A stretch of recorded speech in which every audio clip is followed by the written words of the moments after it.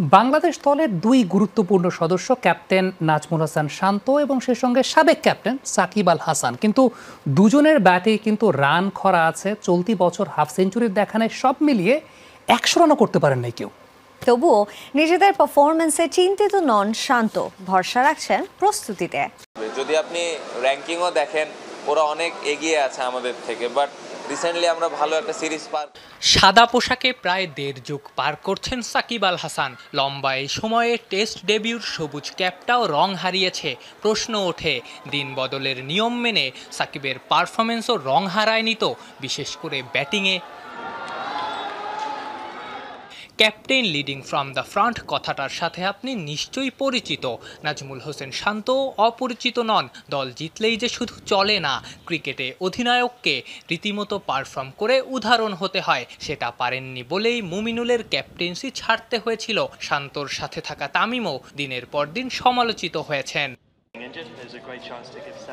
ভিন্ন দুজন মানুষ হলেও শান্ত সাকিবের গল্পটা একই। তাদের ব্যাটে রান নাই, দুজনই আবার ব্যাট করেন দলের ব্যাটিং অর্ডারের গুরুত্বপূর্ণ দুটো জায়গায়।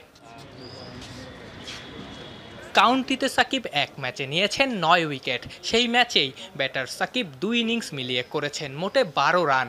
পাকিস্তানেও বোলিং ভালো করেছেন, ব্যাটিংয়ে ব্যর্থতার সেই নিত্যচিত্র। ছবিতে হাসলেও চলতি বছরে বাংলাদেশের সাবেক অধিনায়কের ব্যাট হাসছে না। 7 বছর আগে টেস্ট সেঞ্চুরি পাওয়া সাকিব তার 17 বছরের টেস্ট ক্যারিয়ারে এর চেয়ে বাজে বছর আর পার করেছেন মাত্র একটা, 2007-এ এই ফরম্যাটের অভিষেক বছরে। অ্যাজ ইউজুয়াল আগে যা প্রত্যাশা করতো এখনো তাই করছে, খুবই ভালো। আমার মনে হয় প্রিপারেশনটা ওনার ভালোই হয়েছে।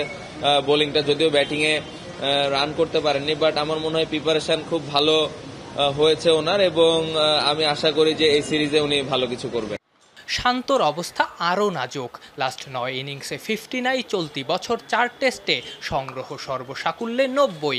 ক্যাপ্টেন তবুও আশাবাদী। আমার পার্সোনাল লক্ষ্য বাংলাদেশ টিম জিতুক, এটা আমার পার্সোনাল লক্ষ্য, এবং আমার ইচ্ছা যে আমি অ্যাজ এ ব্যাটার হিসেবে দলকে যেন কন্ট্রিবিউট করতে পারি, এবং ওটার জন্য যেরকম প্রিপারেশন নেওয়ার দরকার ছিল আলহামদুলিল্লাহ আমি নিতে পেরেছি। ব্যর্থতার সাথে ঘর করলেও শান্ত সাকিবের প্রস্তুতি নিয়ে কারোরই দ্বিমত থাকার কথা না। শান্ত প্রস্তুতি নিয়েছেন দেশে, সাকিব বিলেতে। প্রশ্ন ওঠে, জ্বলে ওঠার মঞ্চ বানাতে পারবেন তো চেন্নাই কিংবা কানপুরের 22 গজকে?